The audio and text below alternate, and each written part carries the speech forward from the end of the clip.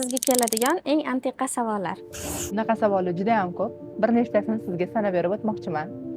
Matlabxon opa, rangli, hidli videoliniyalar keladi. Hidi juda ham yomon deb aytishadi. Erlardan shubhalanib. Men har doim bunaqa ayollarga bitta gap aytgan bo'lardim. Birinchi o'rinda vrachga ko'rining. Обязательно analiz topshiring. Analiz javoblariga qarab lecheniya oling. Chunki hech bitta inson sizni ko'rmasdan turib, analiz javoblaringizni qaramasdan turib, sizda nima muammo bo'layotganini aytib bera olmaydi. Mashqlar to'g'risida juda ham ko'p savollar keladi. YouTubedan, u yoqdan, bu yoqdan ko'rgan mashqlarni qildim, lekin natija bo'lmayapti deyishadi. Nimaga qizlar? MTM gimnastika bu kompleks mashqlar jamlanmasidan iborat hisoblanadi. Qachonki siz muammoyingizga qarab shug'ullansangizgina, qin mushaklarni ishlatsangizgina bir umrlik yechim olasiz, sog'lig'ingiz tiklanadi va jinsiy hayotingiz yaxshilanadi. Ko'p ayollarimizdan so'raymanda, shug'ullandingizmi? Shug'ullandim, lekin foyda bo'lmadi. Nimaga?